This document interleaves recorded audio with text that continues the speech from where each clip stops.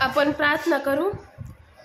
पवित्र पवित्र पवित्र पवित्र पवित्र हे आमच्या आकाश आणि पृथ्वीचे निर्माण करत्या आमच्या महान प्रभू परमेश्वरा, दयाघन प्रथमतः तुला उंचविते, तुला गौरविते, तुला मान्य आदर देते माझे बाप्पा। तू प्रार्थना करते आज दिवसभर सांभाळून तू तुझ्या गौरवासाठी या सायंकाळचा समय आम्हा सर्वांना तुझ्या भक्तीसाठी एकत्रित केलं। प्रभू तुझ्या नावाला मी लाखो लाख धन्यवाद देते माझे बाप्पा।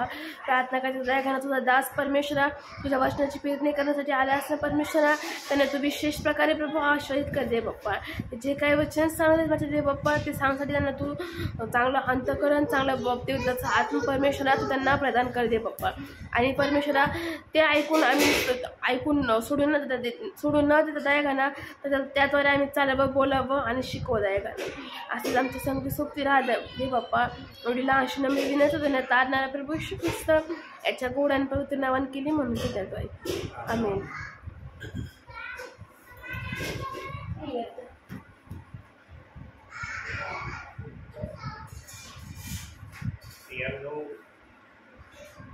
मनुष्याचं जीवन देवाने असं घडवलंय की त्याला आध्यात्मिक जीवनामध्ये कुठलं लिमिटेशन ठेवलेलं नाही। आध्यात्मिक जीवनामध्ये अमर्यादित तो आपल्या जीवनामध्ये आशीर्वादाने आशीर्वादित होईल अशा प्रकारची योजना केली। परंतु शारीरिक जीवनामध्ये देव बाप्पाने लिमिटेशन ठेवलेलं आहे। मग आता योबाने त्याच्या जीवनामध्ये भयंकर दुःख योबासारखं कोणीच सहन केलं नाही, कोणावर आलं पण नाही। दुःख सर्वांवर आहे, संकट सर्वांवर आहे, छळ सर्वांचा आहे, सगळ्या गोष्टी आहेत, पण योबाला त्याच्यापेक्षा अधिक आपल्या जीवनामध्ये प्रत्येक गोष्टीला सामोरं जावं लागलं। आणि सैतानाने योबाची परीक्षा घेण्यामागं एकच कारण होतं, त्याला बघायचं होतं योबामध्ये किती धीर आहे, योग मला हरवण्यापर्यंत त्याच्यामध्ये सहनशीलता आहे, धीर आहे, हे त्याला चाचपून पाहायचं होतं। आणि योबाने पण आपल्या भावी जीवनामध्ये फक्त परमेश्वराशी त्याने जो काही वाद केला, ज्या ज्या गोष्टीविषयी केला, ज्या ज्या अनुभवासाठी केला, तेवढा जर भाग योबाच्या पुस्तकातून वगळला ना प्रियानो, तर योबाने कोणाशीही संभाषण केलं नाही। इतके त्याचे 3 मित्र त्याला दोष लावित होते आणि दोष लावून त्याला इतकं ते त्याचं मन खिन्न करत होते, त्याच्या भावनेला ठेच पोचवित होते की योबाने काहीतरी अपशब्द उच्चारावे। आणि त्या 3 मित्रांना पण हे दाखवण्याची कदाचित इच्छा असेल की पूर्वी जेव्हा योबाची हानी झाली नव्हती त्यावेळेस योग कसा होता, आज हानीमध्ये असलेला योग कसा वागत आहे। यानो योबाने कधीही मित्रांबरोबर वादविवाद केला नाही। आणि कुणी जरी या गोष्टीकडे लक्ष दिलं नसेल, पण परमेश्वराने बारकाईने योबाचं आणि त्याच्या 3 मित्राचं संभाषणाकडे लक्ष दिलं। अहो योबाचे 3 मित्र हे शब्द बोलायला घाबरले नाही। तू काहीतरी जीवनामध्ये असं वाईट कार्य केलेलं असशील, त्याच्यामुळे तुझी परिस्थिती आज अशी झालेली आहे। तू असं काय आपल्या जीवनामध्ये देवाच्या विरुद्ध कृत्य केलेलं असशील, त्यामुळं देव बापाने तुला इतकी कठोर शिक्षा दिली की तू तुझे मुलं गेले, तुझी धनसंपत्ती गेली, तुला एकदम भिकाऱ्याच्या अवस्थेमध्ये देवामध्ये राहण्याची वेळ आली.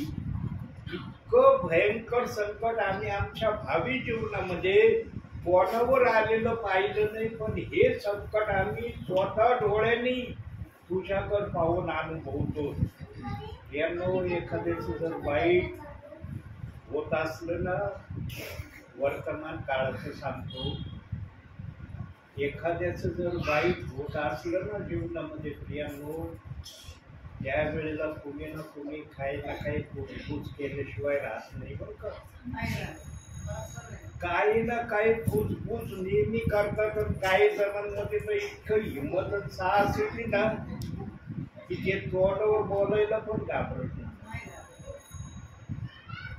म्हणून दुःखामध्ये ना आमचा खरा विश्वासू फक्त देवच असू शकतो, आणि दुसरे आपले आई वडील. आई वडिलांना एक दर्जा देण्याची देवबाप प्रयत्न देतो, कारण आई बापांचं मन कधीही आपल्या मुलाविषयी इतकं वाईट होत नाही जितकं इतरांचं होतं. हा रागाच्या भरात आई बापांचं थोडस रागाच्या भरात बोलतील तो भाग वेगळा आहे, कारण राग हा आदामाने आमच्या मनामध्ये आणलेला आहे. आता आदाम ज्या वेळेला स्तुती करत होता त्यावेळेला आदामाच्या डोक्यात राग नव्हता, भ्रष्टता नव्हती, क्रोध नव्हता, द्वेष नव्हता, अपमानाचे शब्द नव्हते, विश्वासघात करण्याची प्रक्रिया नव्हती. जे जे शब्द पवित्र आत्मा उच्चारेल ते शब्द पवित्र आत्मा सांगतोय की आदामामध्ये नव्हते.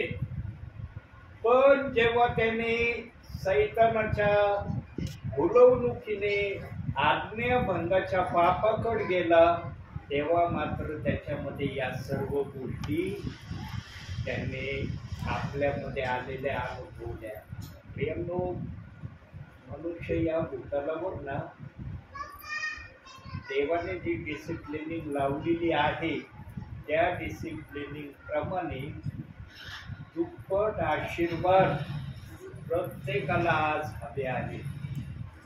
दुप्पट आशीर्वादाची अभिलाषा प्रत्येक जण करतो, परंतु प्रियांनो, दुप्पट आशीर्वाद काही जणांना योगाप्रमाणे देवबापाने दिले पण आहेत, पण काही जण आजही योगासारखे दुप्पट आशीर्वाद आपल्या जीवनामध्ये आपल्या परिवारामध्ये यावे याची अपेक्षा करतात.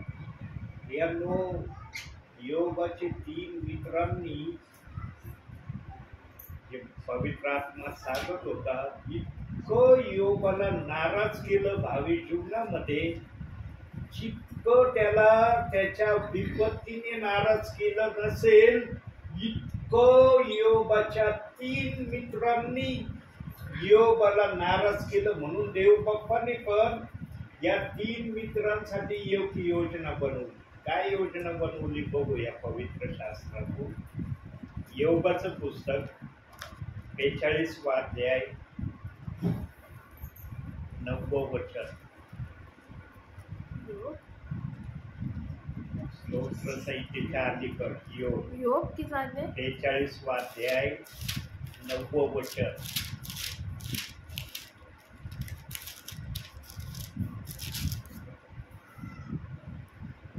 हे ऐकून अलिफस तेमानी, बिल्दद शुही व सोफर नामाथी यांनी जाऊन परमेश्वराच्या आज्ञेप्रमाणे केले आणि परमेश्वराने इयोबावर अनुग्रह केला. 8वं वचन. परमेश्वर काय म्हणला होता बघा. तर आता तुम्ही 7 बैल व 7 एडगे घेऊन माझा सेवक इयोब याचकडे जा व आपल्यासाठी होमबली अर्पण करा. मग माझा सेवक इयोब तुम्हासाठी प्रार्थना करील, कारण मी त्याचवरच अनुग्रह करीन. म्हणजे मग माझा सेवक इयोब असे माझ्याविषयी यथार्थ बोलणार, तसे तुम्ही बोलला नाही. या तुमच्या मूर्खपणाचे फळ तुम्हास मिळणार. माझा सेवक योग जे यथार्थ बोलला माझ्या मनाप्रमाणे ते तुम्ही योगाशी बोलले नाही. म्हणून या तिघा मित्रांना सांगण्यात आलं, अर्पण घेऊन योगाकडे जा आणि माझा दास योग तुमच्यासाठी जेव्हा प्रार्थना करील तेव्हा माझ्या डोक्यातून योगाला जे काही तुम्ही छळलं, जे काही योगाला बोलले, जे काही योगाच्या विरोधात वागण्याच्या प्रक्रिया तुम्ही केल्या त्यावरून माझं मन थोडंसं संतोष पावेल, माझा राग थोडासा मी आवरता घेईल. कारण प्रियांनो, परमेश्वराला राग येणं सोपं नाही. बघा, परमेश्वराला राग आल्यावर काय करतो परमेश्वर? आणखी एक वचन बघूया, एकच वचन बघू. गणनाचं पुस्तक गणना 11वा अध्याय 1 वचन. बघा तिथं काय लिहिलंय. कितवा? 11वा अध्याय 1 वचन. मग लोक संकटात सापडल्यासारखे कुरकुर करू लागले. ते परमेश्वराच्या कानी पडले. ते ऐकून परमेश्वराचा खूप भडकला आणि त्याच्या अग्नीने त्यांच्यामध्ये पेट घेऊन छावणीच्या हद्दीवरचे काही भाग भस्म केले. लोकांना परमेश्वराने भस्म केलं. परमेश्वराला राग आणणं सोपं नाहीये. परंतु योबाच्या बाबतीमध्ये या 3 मित्रांनी इतकं राग परमेश्वराला आणला, पण परमेश्वराने या तिघांना भस्म केलं नाही. ना तर परमेश्वराचा स्वभाव गणनाच्या पुस्तकात प्रभू सांगतो की त्याला राग आणणाऱ्या व्यक्तीला मी जगामध्ये जिवंत ठेवीत नाही. दुसरं वचन वाच बाळा, त्याचा अध्यायचा 11वा अध्याय 2 वचन. तेव्हा लोकांनी मोशेपाशी ओरड केली. तेव्हा अग्नी शमला. यावरून त्या स्थळाचे नाव तबेरा असे पडले, कारण परमेश्वराच्या अग्नीने त्यांच्यामध्ये पेट घातला होता. जेव्हा मोशेकड लोक गेले आणि म्हणाले की परमेश्वराला राग येईल, असे कुरकुरीचे वाक्य इस्रायली लोक परमेश्वराबद्दल बोलले आणि ते शब्द परमेश्वराने स्वतः ऐकले.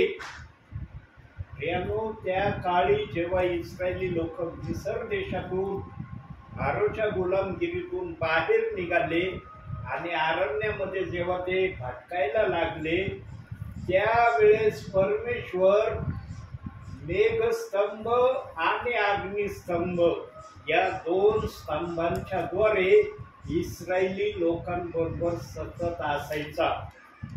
दिवसा मेघस्तंभ असायचा, रात्रीचा अग्निस्तंभ असायचा. कारण अरण्यामध्ये, जंगलामध्ये सगळीकडं काळोख असायचा, म्हणून अग्नी वरून चमकायचा आणि इस्रायली लोकांना जाण्याचा रस्ता दिसायचा.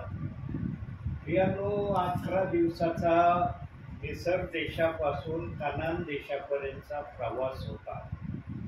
11 दिवसाचा प्रवास हे सर्व विश्वासणारे देवाचे दास सांगतात.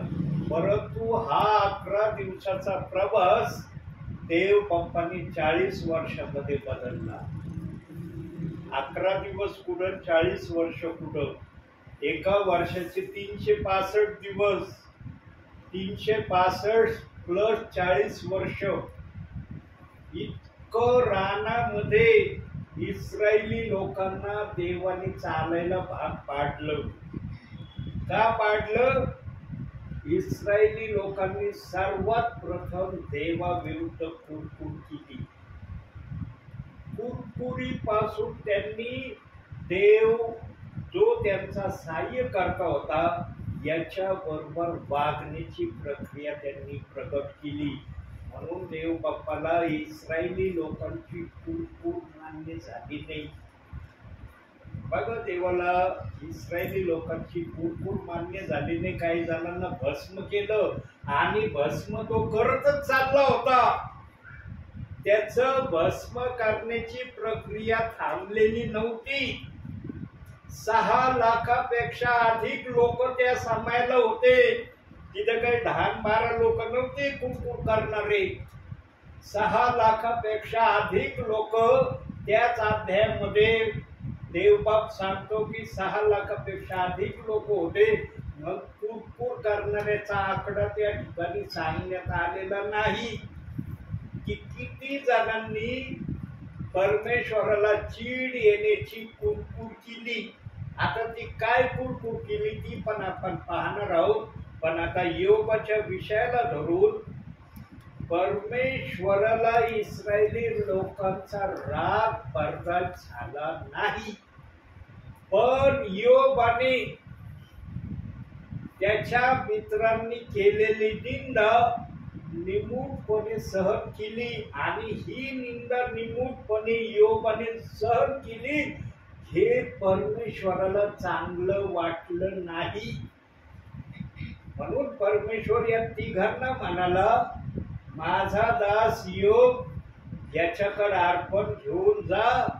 माझ्या दासाने तुमच्यासाठी जर प्रार्थना केली विश्वासाने तर माझा तुमच्यावरचा राग मी शमवीन. तर तुमच्यासाठी मी शिक्षेचं प्रावधान माझ्या मनामध्ये तयार केलं. आता योबाने त्या सांगितलेलं नाही की योबाने मध्यस्थी केली, योबाने प्रभू परमेश्वराकडे प्रार्थना केली. या गोष्टीचं वर्णन त्या अध्यायामध्ये करण्यात आलेलं नाही. त्याचा आपण पुरावा वारंवार पाहिलेला आहे की काही गोष्टी परमेश्वराने गुप्त ठेवल्या, त्या लिहिल्या नाही. पण परमेश्वराला जिथं जिथं आवश्यक वाटतं तिथं तिथं तो या गोष्टीचं वर्णन करतो की ही गोष्ट मी पुढं सांगितलेली नाही. जे आवश्यक आहे ते मात्र त्या ठिकाणी दिलंय. अर्पण घेऊन या तिघांना जायला सांगितलं. परमेश्वराच्या आज्ञेप्रमाणे यांनी पुढची प्रक्रिया केली आणि जेव्हा या मित्रांकरता प्रार्थना केली ते प्रथम आशीर्वादित झाले असं 10व्या वचनात सांगण्यात आलं. योबाचे मित्र योबाच्या प्रार्थनेने आशीर्वादित झाल्यावर देव बाप्पाने योबाकडे अनुग्रह केला आणि त्याला डबल आशीर्वाद भेटायला सुरुवात झाली. 7चे 14 झाले, 4चे 8 झाले, 3चे 6 झाले.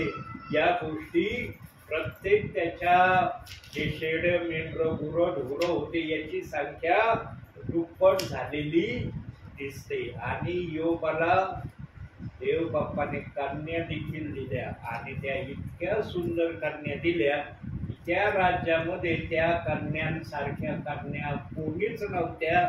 असं 42व्या अध्यायाच्या शेवटच्या काय अलीकडच्या वचनात देवबाप बोलत आहे. या विचाराच्या माध्यमातून देवाला काय कळवायचं आहे प्रियांनो, हा जो विचार आपल्या समोर देवबाप मांडित आहे. मनुष्याला आजही देवाकडून आशीर्वादाची अपेक्षा आहे, ती पण डबल आशीर्वादाची. आणि त्या डबल आशीर्वादाला प्राप्त करण्यासाठी मनुष्याला एका प्रक्रियेतून जाणं गरजेचं असतं. पण मनुष्य त्या प्रक्रियेत जायला कदापि तयार होत नाही. त्याला परिस्थिती त्या परिस्थितीमध्ये जाण्यासाठी भाग पाडते. आता कोणती परिस्थिती त्यांना त्या प्रक्रियेमध्ये जाण्याला भाग पाडते ते आपण वाचनातून बघूया. काढूया यशायाचं पुस्तक 61 अध्याय 61 अध्याय 7वं वचन. केदारचे सर्व कणक तुझजवळ एकवट होत आहेत. नबाब्योचे एडके तुझ्या कामी येतील. ते कोणता अध्याय काढा? यशाया 61 सॉरी 60 हा. तुमच्या अप्रतिष्ठेचा मोबदला तुम्हाला दुप्पट मिळेल. आपल्या उपमर्यादेबद्दल मिळालेल्या वतन भागानेच ते आनंद पावतील. असे ते आपल्या देशात दुप्पट वतन पावतील. त्या सर्वकालिक आनंद प्राप्त होईल. अपमान सहन करावा लागेल. तुम्हाला दुप्पट आशीर्वाद द्यायला मी पण हरकत घेत नाही, दुप्पट आशीर्वाद देण्याची मी पण तयारी करतो. पण हे दुप्पट आशीर्वाद तुमच्या पर्यंत येण्या अगोदर तुम्हाला अपमानाचे हर एक शब्द सहन करावे लागतील. आणि मनुष्य सगळं आपल्या जीवनामध्ये मान्य करण्याची जो तयारी करतो, पण त्याचा अपमान झालेला त्याला कधी मान्य होत नाही बरं का. एकांती झालेला अपमान त्याला मान्य होत नाही आणि समूहामध्ये झालेला अपमानही त्याला मान्य होत नाही. का असं वचन देव बाप्पाने दिलं? कारण योग त्या गोष्टीचा साक्षीदार आहे. योगाने अपमान तर सहन केलाच केला, पण त्याचे मुलं बाळ त्याच्यापासून गेले. बघा आपल्या घरातला एखादा मुलगा एखादी मुलगी बाहेर जर गेलेले असले आणि लवकर घराकडे आले, विशेष करून आमच्या लेक बाळी, त्या समजा जर यायला काही कारण असतं, त्यांना उशीर जर झाला, कोणाला चिंता एवढी लागणार नाही एवढी आई बापांना चिंता लागते. आई बापांना जी चिंता आपल्या मुलांची लागते ना, इतरांना पण लागते. मी असं नाही म्हणत की नाही लागत, पण आई बापांची जी भावना असते ना चिंता करण्याची, ती भावना इतरांची नसती. आणि हा अनुभव कोणाजवळ असतो माहिती का?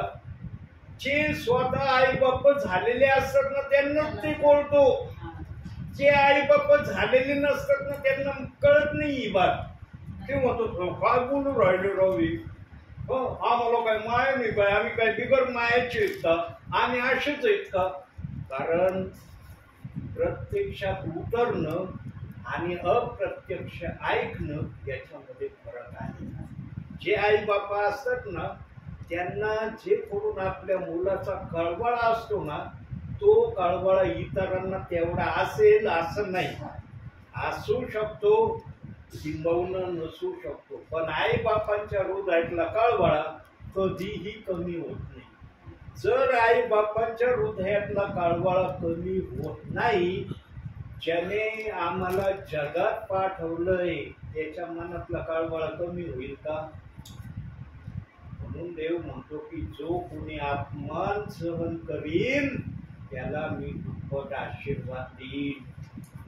यानो अपमानात जो असतो ना, अपमानात असलेला व्यक्ती संकटात असतो, क्लेशात असतो, परेशानीत असतो, चिंतेत असतो, भीतीत असतो, संशयात असतो, निरनिराळ्या गडबडी त्याच्या हृदयात चाललेल्या असतात. काही पण इथं या अपमानाच्या याच्यामध्ये आणि त्याच्यामध्ये इतरांनी दिलेला त्रास, वैयक्तिकरित्या दिलेला त्रास, केलेली चेष्टा, मस्करी, या सगळ्या गोष्टी ज्या आहेत त्याला अपमान म्हणतात. तो अपमान फक्त एक वेळेला नाही, जोपर्यंत प्रभू दुप्पट आशीर्वाद पाठवित नाही तोपर्यंत तो अपमान निमूटपणे सहन करण्याची ज्याच्यामध्ये वृत्ती आहे त्याला डबल आशीर्वाद देवबाप देणार आहे. देवबाप उठून सुटून कोणाला पण डबल आशीर्वाद द्यायला मोकळा नाही. जो सहन करतो ना, जो अपमान सहन करणारा असतो ना व्यक्ती, प्रियानो, त्याचे गुणधर्म सांगतो. ध्यान देऊ नाही का? कारण मी आज आहे ना दुसरं मेडिटेशन केलं होतं, मनन मी दुसरं केलं होतं, पण देवबाप म्हणलं तुझं मनन केलेलं मला मान्य नाही. मी सांगत ते सांग, तू केलेलं आहे मला माहित आहे, तू थोडं का होईना मनन केलेलं आहे मला माहित आहे, पण माझ्या या प्रियजनांना जे आवश्यक आहे, जे आवश्यक आशीर्वादाचा पुरवठा मला द्यायचा आहे, तो पुरवठा तुझ्या विचाराने योग्य नाही. माझ्या आत्म्याच्या विचाराने जो पुरवठा मी यांना देईल तो आशीर्वादाचा आहे यांच्यासाठी. अपमान सहन करणारा व्यक्ती कधीही कोणाची भावना दुखत नाही, कोणाला तो अपशब्द बोलत नाही, दुसऱ्यांचं ऐकून घेतो पण तो स्वतः काही बोलत नाही. तो निमूटपणे त्याला जेवढं सहन करण्याची त्याच्यामध्ये ताकद असेल तेवढं तो सहन करण्याचा प्रयत्न करतो. त्याला जर सहन करण्याच्या बाहेर गेलं ना मग त्याचा तो उपाय शोधितो. तर तो उपाय पण तो असा शोधितो कुणाच्या भावनेला ठेस पोहोचेल असा तो उपाय शोधित नाही. होईल तेवढं सहन करण्याची वृत्ती अपमान होणाऱ्या व्यक्तीमध्ये असते. आणि ही प्रक्रिया प्रियांनो, जो अपमान सहन करतो ना तोच बोलू शकतो. जो अपमान सहन करत नाही ना त्याला बोलताच येणार नाही. म्हणून आडात आहे तर पावर येते. बघा, कोणत्याही विचारातून देवाच्या संदेशातून आड आणि पवरा या गोष्टी देवबाप ठेवीतच आहे. का बरं देवबापाला अंतिम समयामध्ये आड आणि पवरा याचं उदाहरण देणं सोपं वाटतं? कारण जे आडावर जातात ना पाणी भरायला पवरा घेऊन त्यांना चांगला अनुभव असतो. पाणी जर असलं तर पावर येतील, नसेल तर मग काय फायदा नाही. आड खोल असू या कमी खोल असू त्याच्यात पाणी नाही, काय उपयोग नाही त्या आडाचा. म्हणून देवबाप नेहमी आडाचं उदाहरण आपल्याला देऊन आपल्याला हा विषय समजावा ही देवबापाची इच्छा असते. प्रियांनो, जीवनामध्ये जो अपमान सहन करतो ना तो सर्वात आशीर्वादित व्यक्ती बर का. तो माणसाच्या नजरेत कसाही असो, माणूस काही त्याला समजो, माणूस त्याला केर कचऱ्यामध्ये जरी त्यांनी गणलं ना हरकत नाही, पण देवाच्या नजरेमध्ये तो व्यक्ती गोल्डन व्यक्ती असतो. कारण तो कोणासाठी सहन करतो? प्रभूसाठी सहन करतो. तो नेहमी आपल्या डोळ्यासमोर प्रभूला ठेवतो. यांनो, प्रभूने जे दुःख सहन केलं आमच्यासाठी, आमच्यात आहे का ताकद एवढं दुःख सहन करण्याची? आम्हाला म्हणता येईल का की आम्ही एवढं दुःख सहन करू शकतो प्रभूच्या नावाने? म्हणून प्रियांनो, जो संकट पण ज्याच्यावर येतं ना देवबाप पण व्यक्तींना निवडतो. ही जी बुद्धी आमच्या डोक्यात प्रभूने ठेवली ना, या बुद्धीची मर्यादा कोणाची किती आहे ही कोणाला जरी सांगता नाही आलं, देवाला प्रत्येकाच्या बुद्धीची मर्यादा माहिती आहे. म्हणून बघा, प्रत्येकावर वेगवेगळ्या प्रकारचे संकट आहे. एकसारखं संकट आहे का सर्वांवर? आता जे माझ्यावर संकट आहे ते तुमच्यावर असेल असं नाही का? तुमच्यावर आहे पण माझ्यासारखं असं नाही. तुमचं माझ्यापेक्षा कमी असू शकतं किंवा माझ्यापेक्षा जास्तही तुमचं संकट असू शकतं, पण एकसारखं संकट कोणाचंही नाही. खूप शब्द दिलाय प्रभूने, एकाच वचनामध्ये या सर्व गोष्टीची पूर्तता देवबाप्पांनी केली. प्रत्येकासाठी प्रत्येक वचन देवबाप्पांनी नाही ठेवलं. म्हणून योहान कृष्णवर्तमान 16 ते 33 वचनामध्ये एकाच वचनात सांगितलं की जगामध्ये तुम्हाला क्लेश होतील, दुःख होतील, धीर धरा कारण मी जगाला जिंकले आहे.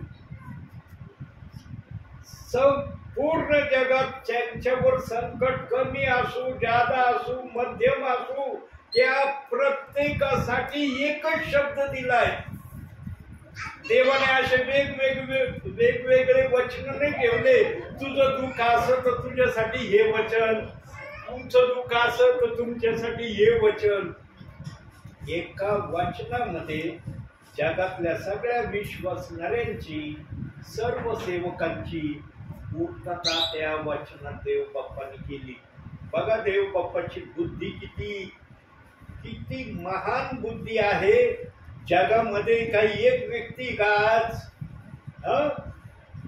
कितीतरी करोडो लोक आहेत ना आज प्रभूमध्ये, पण त्या करोडो लोकांना एका वचनांनी देव बाप्पांनी धीर दिलाय आणि तसं त्यांचं मन देव बाप्पांनी तयार केलं की हे वचन तुम्हाला लागू होत आहे. बघा देवाने आपल्या वचनाची रचना कशी केली. एका वचनाविषयी देव बाप इतकं उलगडून सांगत आहे. बायबल मध्ये एक वचन आहे का? म्हणता येईल का की नाही? बायबल मध्ये एकच वचन आहे. एका वचनाचा उलगडा जर पवित्र आत्मा सांगत आहे जरा फोडून, तर एवढाच उलगडा बायबलच्या वचनाचा आहे. कितीतरी हजारो वचन या बायबल मध्ये आहे. जुना करार नवा करार मिळून एका वचनाला जर देवबाप जरासं बदामासारखं फोडून सांगत आहे तर इतर वचनांविषयी म्हणून प्रियांनो मी सांगताना म्हटलं ना की देव बाप्पाला गरज जर पडली तर तो एका वचनातून 1,00,000 वेळेस आपल्या प्रियजनांशी बोलायला समर्थ आहे. पण त्याला आवश्यकता गरज पडली तर, सेवकाला पडली तर सांगता येत नाही काय होईल. पण देवाला गरज जर पडली ना की मला या गोष्टीतून सांगायचंय, देव बाप कधीही घाबरणार नाही, विचारात पडणार नाही, गोंधळणार नाही. देव बाप्पाच्या बोलण्याची त्रेता उठणार नाही.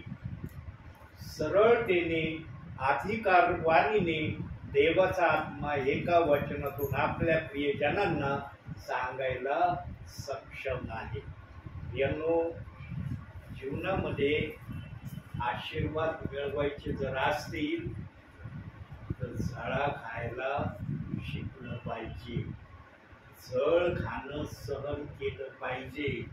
आजचे बघा काही विश्वासणारे साधा एखादा शब्द जर कुणी कोणाला बोललं ना त्याचं प्रत्युत्तर लगेच देतात.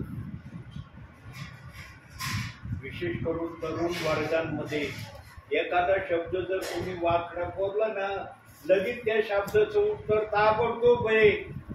त्या ठिकाणी विचार केला जात नाही मी ख्रिस्ताचा आहे, ख्रिस्ताने आम्हाला काय अनुशासन लावलंय, ख्रिस्ताने आम्हाला काय करण्याचं शिकवलंय, सगळं विसरून जातात आणि लगेच प्रश्नाला उत्तर देण्याची तयारी ताबडतोब करतात.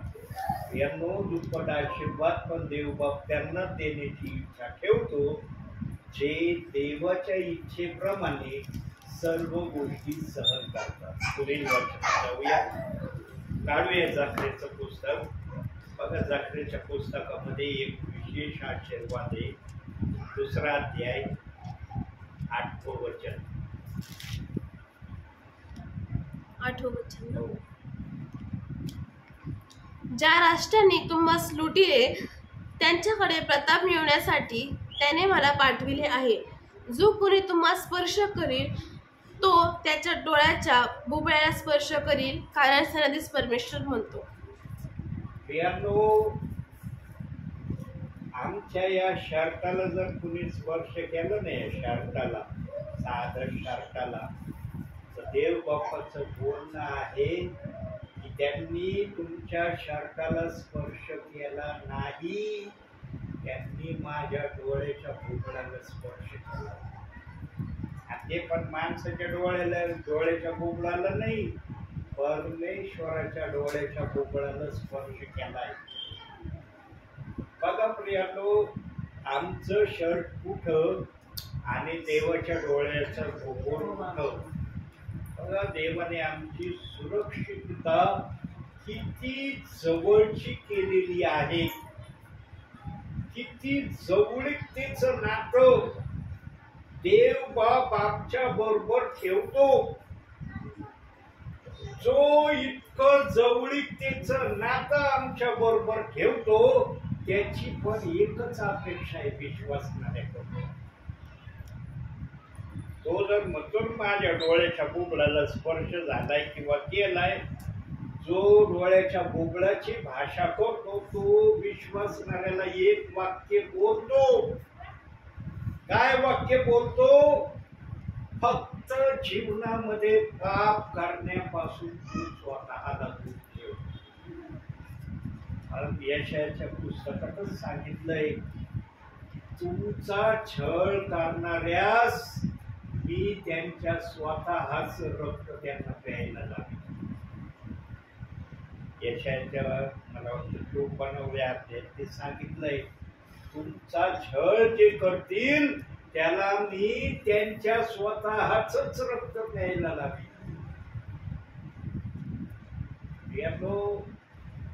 ख्रिस्ती विश्वासणाऱ्याचा छळ होणं सोपं नाही. पण विश्वासणाऱ्याला देव बाप्पाने एक आज्ञा दिली, तू पाप करायचं नाही. योबाने का बरं 3 मित्रांविरुद्ध काही बोलला नाही? इतके भयानक शब्द 3 मित्र योबाला बोलले, पण योबाने एकाही गोष्टीचं प्रत्युत्तर केलं नाही. का नाही केलं? कारण योबाला हे माहित होतं की देवाला पाप करणं आवडत नाही, म्हणून योबाने निमूटपणे सहन केलं. त्याने 3 मित्रांना तर हरवलं, पण सैतानाला हरवलं. त्यानो जीवनामध्ये ना एकच अपेक्षा ठेवा. काय अपेक्षा ठेवा?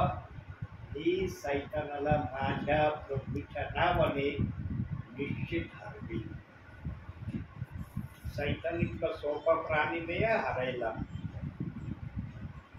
आज चर्च मध्ये गेले ना, डोळे बंद असले ना, भावनाविषयी लगेच विश्वास करा, सैतान माझ्या पायाखाली आहे.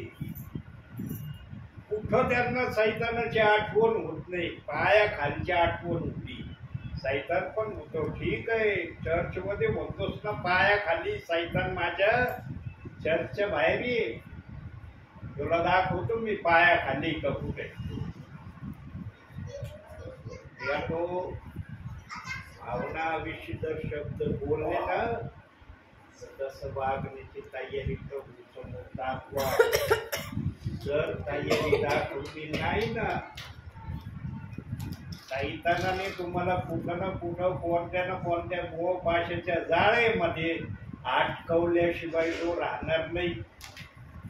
आज बघा, काही ख्रिस्ती म्हणवणाऱ्या विश्वासणाऱ्या परिवार संकटात आहेत, दुःखात आहेत, क्लेशात आहेत, पेचात आहेत, चिंतेत आहेत, आणखी कशात आहेत.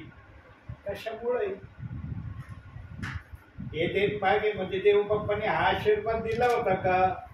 माझ्या विश्वासणाऱ्या परिवारावर संकट येतील, क्लेश येतील, दुःख येतील, या निरनिराळ्या गोष्टी येतील.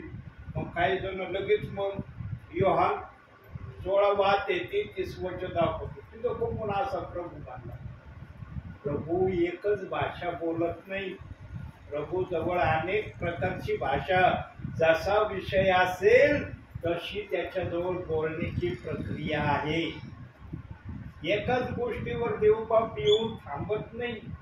त्याला गरज पडली तर काही जणांना त्या गोष्टीवर तो थांबवतो, ती त्याची इच्छा राहिली.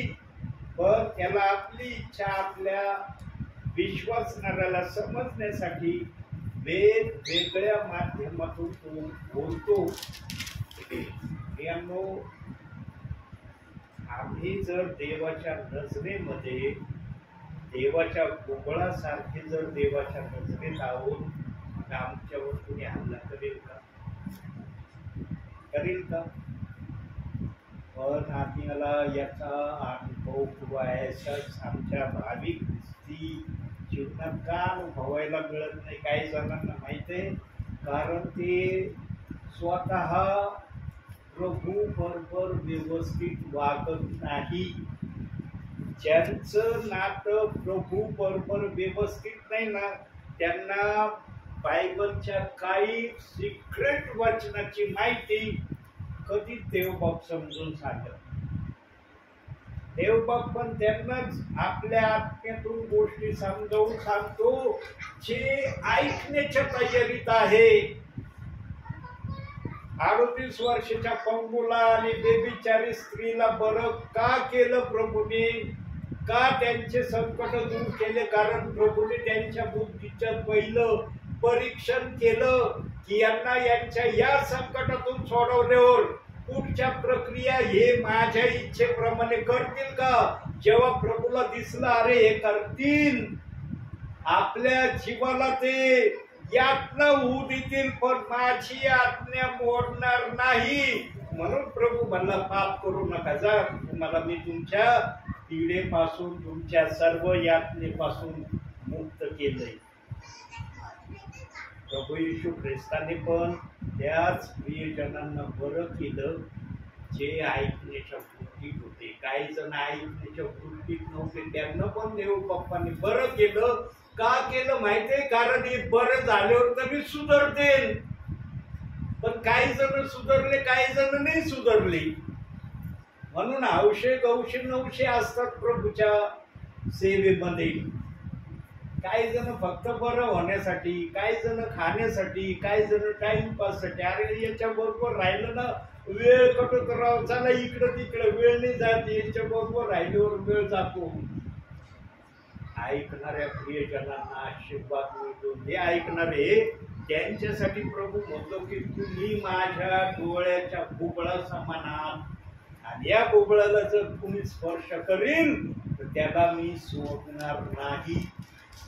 आम्ही इतके सुरक्षित लोक आहोत प्रियांनो, जितकी सुरक्षितता आम्हाला समजणार नाही त्या सुरक्षिततेच्या पलीकड देव बाप्पाने आम्हाला सुरक्षित ठेवलंय. पण देव पण 3 गोष्टीची मागणी या सुरक्षित व्यक्तींवर करतो. काही जण करतात या 3 गोष्टी मान्य, काही जण 2 करतात 1 सोडतात, काही जण 1 करतात 2 सोडतात, आणि काही जण 3च्या 3ही करत नाही.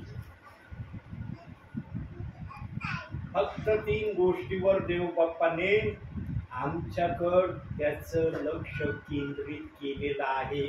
आज जो कोणी प्रभूच्या नावामध्ये आहे ना, सेवक असू द्या, विश्वासणारा असू द्या, देव बाप्पाची त्या विश्वासणाऱ्याकडे फक्त 3 गोष्टीची अपेक्षा आहे. 4थी गोष्ट देव बाप बोलतच नाही. देवाच्या मनामध्ये अनेक अपेक्षा असतील विश्वासणाऱ्यासाठी, सेवकांसाठी, पण देवाने प्रामुख्याने 3 गोष्टीची अपेक्षा केली. कोणत्या 3 गोष्टीची अपेक्षा केली? पहिलं, बायबल वाचन त्यांनी केलेला असणारा तो विश्वासू असला पाहिजे. दुसरं, प्रार्थना करणारा तो विश्वासू असला पाहिजे. आणि तिसरं, त्याने आज्ञापालन जे काही वाचन करत आहे, केलंय त्याप्रमाणे वागणारा असावं. किती जणांना जे करता येते? देवबाप सरळ सरळ भाषेत बोलला. ही सरळ सरळ भाषा किती जण देवबाप्पाची आज पूर्ण करत आहे? आमचा प्रभू काय आमचं इतकं सहन करतोय ना, इतकं सहन करतोय ना, त्याचे सहन करण्याची हद्द सांगू शकत नाही आम्ही. म्हणून त्याने पण सांगितलंय, पृथ्वीवर तुमची हरेक हद्दीचं पाप मी सहन करीन, पण न्यायाच्या दिवसामध्ये त्याचा हिशोब विचारेन. तुला सांगितलं होतं या गोष्टी करू नको, पण तू करतच होता. आणि देवबाप पण का सहन करतो? कारण सैतानाला वाव मिळावा नाही म्हणून प्रभू सहन करतो. तरी सैतानाने एक मजल केली बर का. आमच्या प्रभूने एवढं सहन करण्याची इच्छा आमच्यावर दाखवली, तरी सैतानाने एक इच्छा केली प्रभूकड. काय इच्छा केली पाहूया जरा आपण वाचनातून. लोकपृष्ठ वर्तमान 22वा अध्याय 31वे वचन. शिमोना शिमोना, पहा तुम्हास गव्हासारखे चाळावे म्हणून सैतानाने मागणी केली.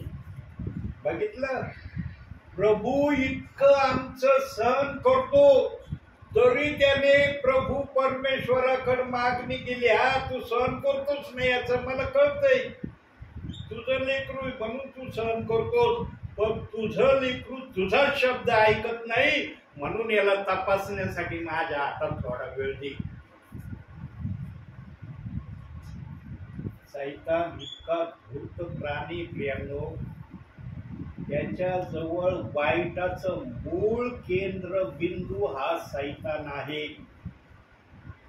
वाईटातली टोकासारखी गोष्ट कोणाजवळ उपलब्ध नसेल, पण सैतानाजवळ ती उपलब्ध आहे. आता देवबाप आमचं इतकं सहन करतो, तरी त्यांनी इतक्या हिमतीने धाडसीने हे उद्गार प्रभू परमेश्वराला बोलला. तुझे लोक आहे ते, मी नाही म्हणत माझे, तुझेच लोक आहे, पण तुझे लोक तुझ्या सांगण्याप्रमाणे करत नाही ना, म्हणून यांना थोडस गव्हासारखं चालण्यासाठी माझ्याकडे दे. त्यानु आमचा देवबाप कधीही सैतानाची इच्छा पूर्ण करणार नाही. तो किती बोलला ना, जो व्यक्ती देवाच्या नजरेत पाडला ना प्रियांनो, देवबाप त्याचं कधी काय ऐकत नाही. आम्ही देवाच्या नजरेत पडलेले व्यक्ती नाही बर का, लक्षात घ्या. कधी कधी सेवक आहे ना,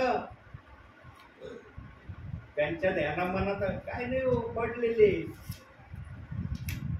दुःखामध्ये, कष्टामध्ये, क्लेशामध्ये, आजारामध्ये, अनेक कशामध्ये असलं काय नाही हो, पडलेले म्हणून अशी हालत आहे त्यांची. देव बाप आम्हाला कधीही टाकून देत नाही. त्याने आधी वचन दिलंय, त्याने फक्त टाकून दिलंय सैतानाला, बाकी त्याने मनुष्य मात्राला मुळीच टाकून दिलं नाही. आणि तो आजही मनुष्य मात्रा बरोबर आहे याचं वचनातून प्रमाण देतो. आणि एकच शब्द त्यांनी सांगितलाय, जो मजकडे येतो त्याला मी घालून देणार नाही, त्याला टाकून देणार नाही. एवढाच एक धीराचा शब्द आमच्यासाठी देव बाप्पाने वापरलेला आहे. आम्ही फार सहजरित्या या दोन वाक्यांना घेतो, पण हे दोन वाक्य आमच्यासाठी देव बाप्पाने किती आशीर्वादाची केलेत ना, पवित्र आत्म्याशिवाय याचा उलगडा कोणाला सांगणं शक्य नाही. जो देवबाप टाकून देणार नाही, घालून देणार नाही, तो देवबाप सैतानाच्या हातात देईन का? विश्वासणाऱ्यांना त्यांनी किती मागणी केली तरी देणार नाही. माझं लेकरू आहे म्हणून एक हात टिपली, 7 वेळेस जर तुम्ही पडले ना, मला मान्य, 8व्या वेळेस मीच तुमच्या बरोबर राहणार नाही. तुम्ही माझ्याकडे येतात पण मी तुमच्याकडे येणार नाही. मग अशा तऱ्हेचे उद्गार बायबल मध्ये दिले. ते मला हाक मारतील पण मी त्यांना उत्तर देणार नाही. ते माझा धावा करतील पण मी त्यांच्या धावेकडे लक्ष देणार नाही. हे कोणासाठी उद्गार आहेत? जे 7 वेळेस जीवनात पडलेत ना, 8व्या वेळेस उठण्याची संधी नाही कोणाला, 7च वेळेस पाडण्याची संधी आहे. त्यांच्यासाठी हे उद्गार लिहिलेत बायबल मध्ये आणि याला गुप्त सांगितलंय प्रभूंनी. पण आमच्या समजण्यासाठी प्रभू आम्ही पाडावा नाही 7 वेळेस म्हणून अशा अनुषंगाने शब्द ठेवलेत की तुम्ही नका पडू बरं का अशा रीतीने. जर पडले तर मी तुमचं ऐकणार नाही. म्हणून देवबाप कोणालाही 7च्या पुढे पाडण्याची संधी देत, 7च्या आतमध्ये ठेवतो. कारण आमचा देव जो कणवाळू, दयाळू, मयाळू आहे ना, त्याला समस्त मनुष्याला कोणत्या हद्दीपर्यंत सांभाळलं म्हणजे तो पाडणार नाही. आणि एखादा जर लयच भोगसाळा असलं, जा बाबा,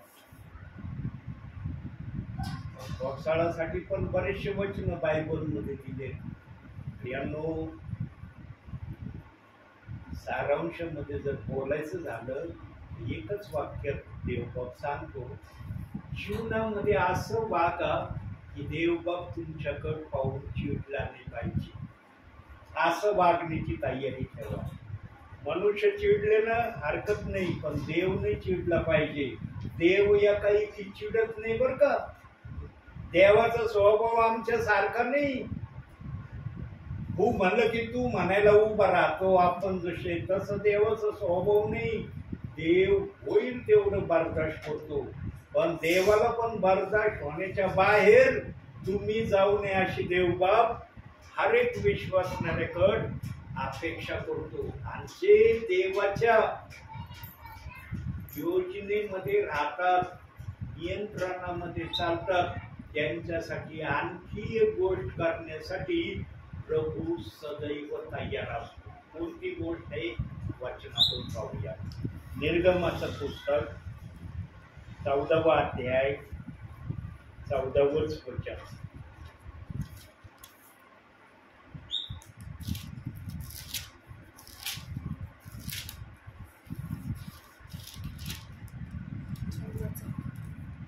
परमेश्वर तुम्हासाठी लढेल, तुम्ही शांत राहा. तुम्ही शांत राहा.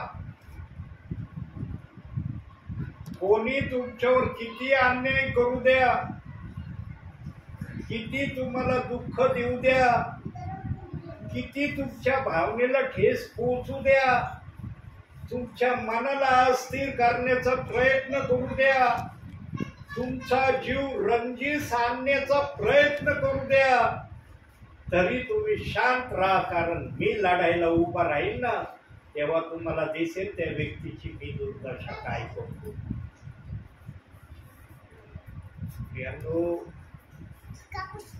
परमेश्वर आमच्या बाजूने लढायला उभा राहायची जर आमची इच्छा असेल तर आमचं पण मागणं तसं असलं पाहिजे, तरच परमेश्वर आमच्या बाजूने लढण्यासाठी उभा राहील.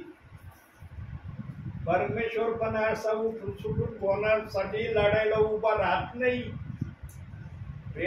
जेव्हा इस्रायली लोक मिसर देशातून बाहेर पडले, ते राज्याच्या बाहेर निघाले, जंगलाच्या रोडनी आले, तेव्हा निरनिराळे विचार इस्रायली लोकांच्या डोक्यामध्ये आले. बर का,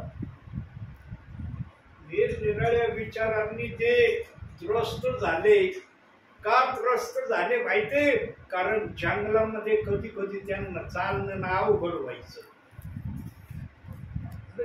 खूप चालायचं बाबा, देऊ काना देश आहे तरी कोणत्या ठिकाणी, ह्या रोडनी जा, त्या रोडनी जा, फलाण्या रोडनी जा, पिस्तान्या रोडनी जा, पण कानान देश काही दिसत नाही. हाय तरी कोणत्या ठिकाणी तो कानान देश?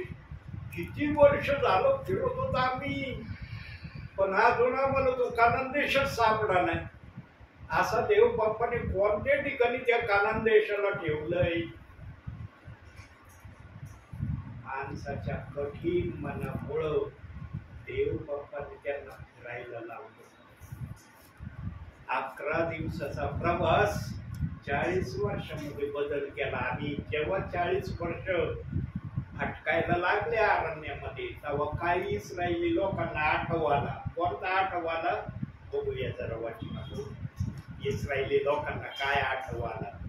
निर्गमाचं आपलं एक गणनाचं पुस्तक 11वा अध्याय 3-4 वचन बघा.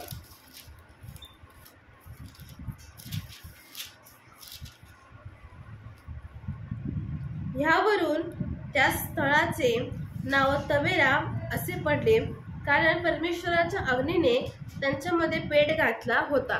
त्यांच्यामध्ये जो मिश्र समुदाय होता त्याने सोस घेतला, आणि इस्रायल लोकही पुन्हा रडगाणे गाऊन म्हणाले, आम्हाला खाव्याला मांस कोण दे? 5वं वचन. मिसर देशात आम्हाला मासे फुकट खाव्याला मिळत असं त्याची आठवण आम्हाला येते. त्याचप्रमाणे काकड्या, खरबुजे, भाजी, कांदे, लसूण यांचीही आम्हाला आठवण येते. बघा, जंगलातून प्रवास करत होते, काय झालं, काय स्वप्न बघत चालले होते. अरे इथं तर चाललोच पाय पाय. त्या मिसर देशात काय काय खात होतो आम्ही, मासे फुकट खायचो. इथं फक्त एक पदार्थ खायला भेटतोय, त्या पदार्थाशिवाय दुसरा पदार्थ येतच नाही आमच्या समोर. कवर तो एकच पदार्थ खात राहावा.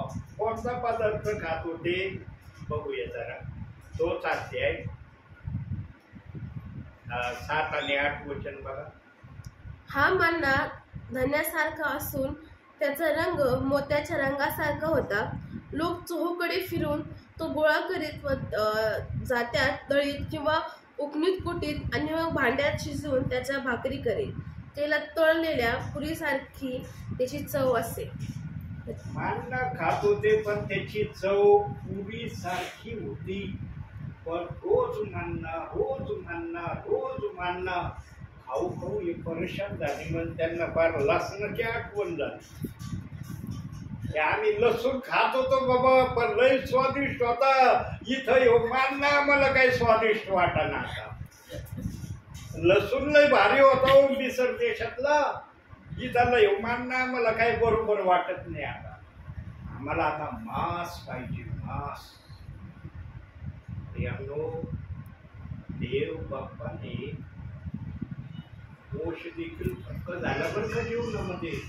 याचा ते सांगितलंय. मोक्ष जवळजवळ प्रश्न आला ना, 6 लाख लोकांना मांस मी खाऊ घालू कसं? आमच्या जवळ जेवढे शेड मेंढर आहेत तेवढे कापले तरी 6 लाख लोकांना मांस पुरणार नाही. समुद्रातले मासे बाहेर काढले तरी पुरणार नाही. इतकं डोकं मोक्षेचं चाललं. आणि जेव्हा मोक्षेच्या डोक्यात हा विचार चाललेला प्रभू परमेश्वराने पाहिला, तेव्हा प्रभू परमेश्वर मोक्षेला म्हणला, अरे काय विचार करतोस तू? तुला वाटतं काय मी 6 लाख लोकांना मांस द्यायला समर्थ आहे? माझे हात टोकडे झाले. मी माझ्या लोकांना मांस देऊ शकत नाही का? मोशे गोंधळला. तुला 6 लाखापेक्षा अधिक लोक आहेत प्रभू. एवढ्या लोकांना मांस कुठं आणशील? बघा, एक वचन काढा, 20वं वचन वाचा. त्याचा द्यायचं. तर तुमच्या नाकातून निघेपर्यंत आणि तुम्हाला शिसारी येईपर्यंत तुम्ही ते महिनाभर खात राहाल. कारण तुमच्यामध्ये बसत असलेल्या परमेश्वराचा तुम्ही त्याग करून त्याच्यासमोर असे रडगाणे गायले की आम्ही मिस्र देशातून निघालो तरी कशाला? मिसर देशातून आम्ही बाहेरच कशाला पडलो? आणि खाणारे किती होते? 21वं वचन बघा. 21वं वचन. मग मोशे म्हणाला, ज्या लोकांमध्ये मी आहे त्यांचे पायदळच 6 लाख आहे आणि तू म्हणतोस की ते महिनाभर खात राहतील? एवढी मासे मी त्यांना देईल? बघितलं काय म्हणतोय मोशे? 6 लाख लोक आहेत आणि एवढ्या लोकांना तू देशील? मोशेचं डोकं चालना. पण प्रभूंनी त्याला समजावून सांगितलं तरी मोशेने पण ऐकलं नाही. त्या ठिकाणी मोशे देखील त्या ठिकाणी गोंधळलेल्या अवस्थेमध्ये दिसला. मग हे 6 लाख लोकांना आता एकटा मोशे 6 लाख लोकांना कुठवर जेवण वाढीत राहील? कुठवर वाढीत राहील? म्हणून देवाने काय योजना केली माहिती का? याच अध्यायामध्ये काढूया. 16वं वचन वाचा. त्याच अध्यायाचं 16 वचन का? परमेश्वर मोशेला म्हणाला, तुझ्या माहितीतले इस्रायल लोकांचे जे वडील व अंमलदार आहेत त्यांच्यातून 70 जण निवडून त्यांना दर्शन मंडपापाशी घेऊन ये व तिथे त्यांनी तुझ्याबरोबर उभे राहावे. जेव्हा हे 70 जण दर्शन मंडपाजवळ आले आणि उभे राहिले तेव्हा काय झालं माहितीये का प्रिया? फार मोठा चमत्कार झाला. आणि आज एक वचन बघूया आपण. 2 पेत्र 1 अध्याय 21वं वचन बघूया. या वचनाचा दारू तुम्हाला सांगतो. 2 पेत्र 1 अध्याय 21वं वचन. कारण संदेश मनुष्यांच्या इच्छेने कधी आलेला नाही, तर पवित्र आत्म्याने प्रेरित झालेल्या मनुष्यांनी देवापासून आलेला संदेश सांगितला आहे. संदेश हा कोणाच्या इच्छेने येत नाही, मनुष्याच्या पवित्र आत्म्याच्या इच्छेने येतो ना. हा पवित्र आत्मा सर्वात पहिला कोणत्या ठिकाणी उतरला माहिती का? बायबल मध्ये सर्वात पहिला पवित्र आत्मा कोणत्या अनुषंगाने उतरला ते या निर्गमाच्या अध्यायामध्ये सांगितलं. 25वं वचन वाचा. निर्गम का? निर्गम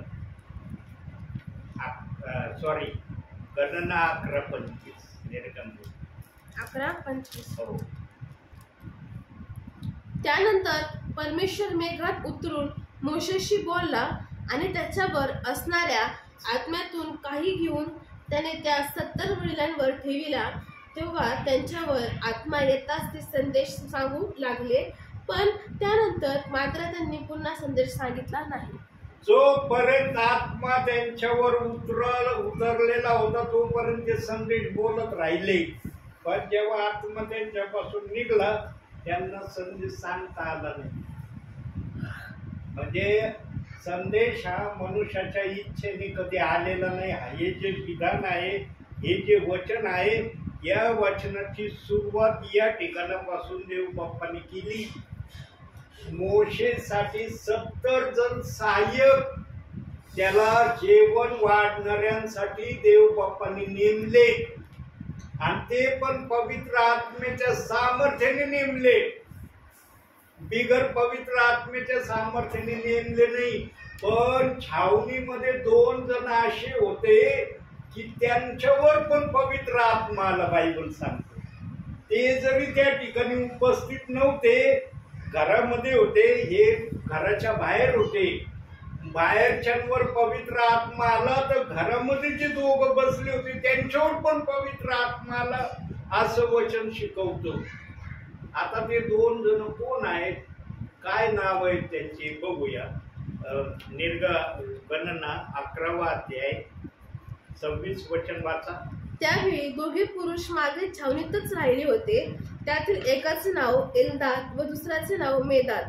त्यांच्यावरही आत्मा उतरला.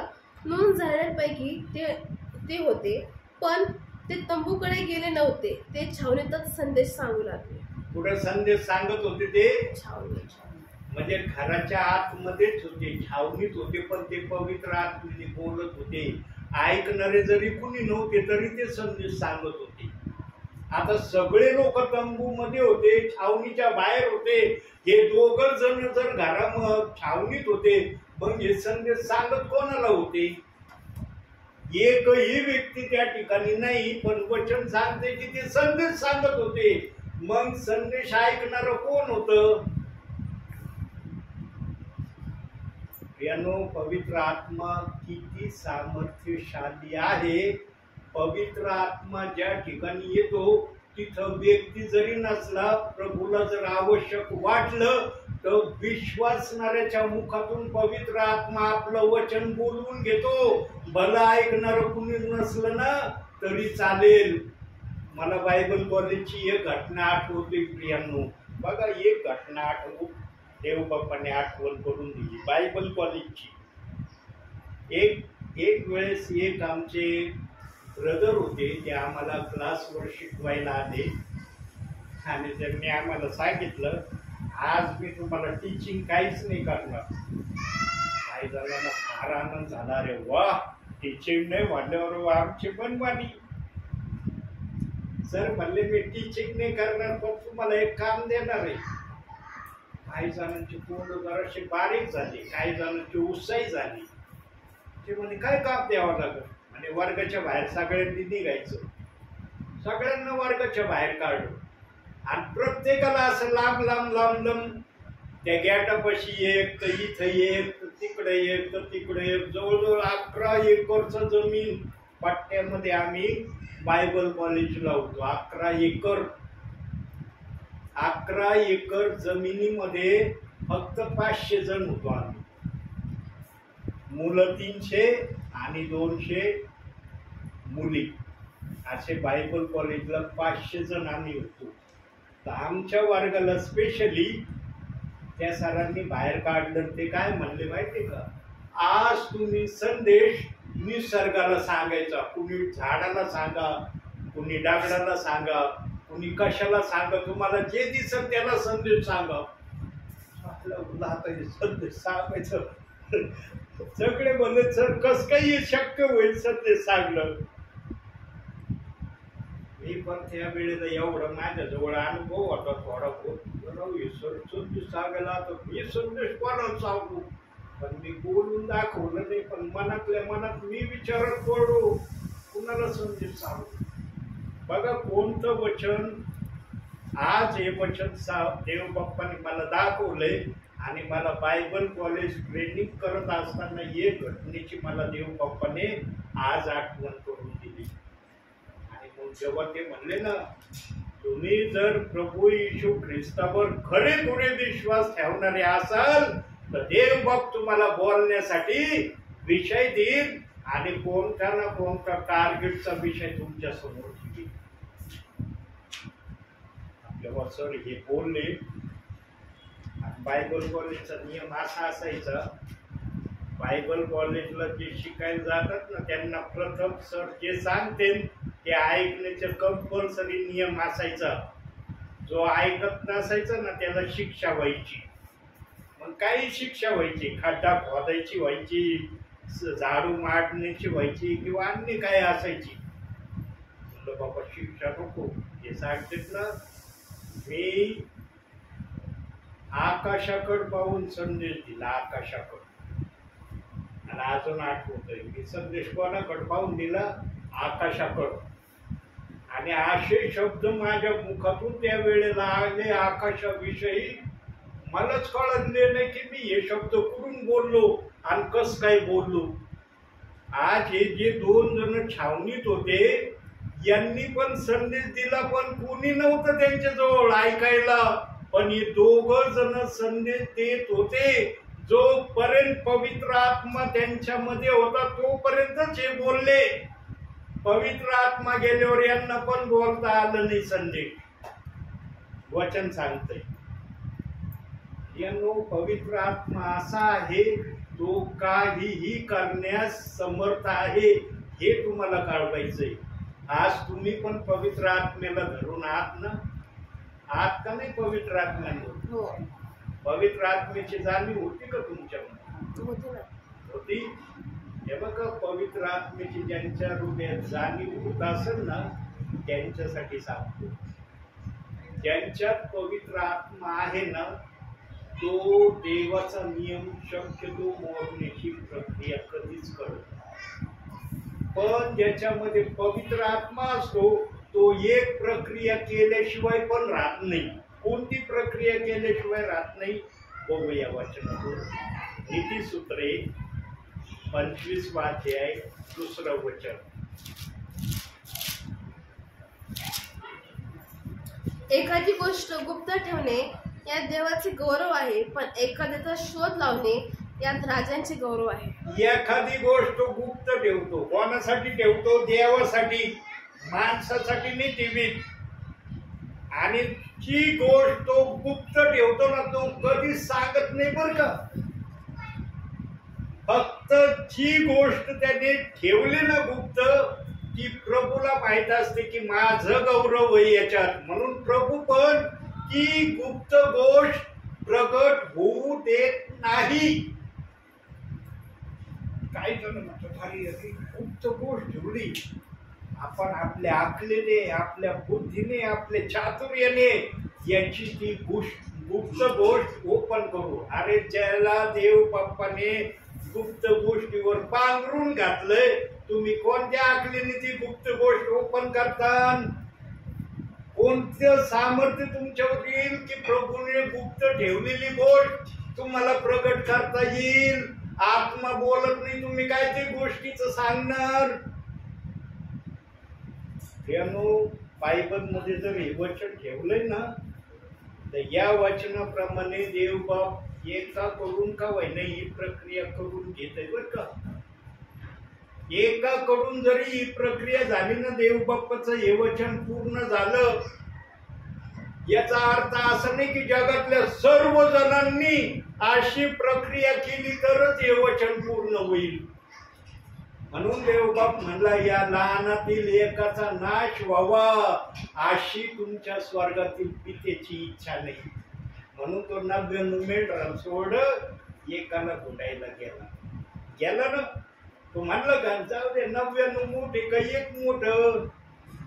कारण एक व्यक्ती नाश व्हावा ही त्याची इच्छा नाही. म्हणून त्याचं हे जे वचन आहे एखादी गोष्ट गुप्त ठेवणे यामध्ये देवाचे गौरव आहे.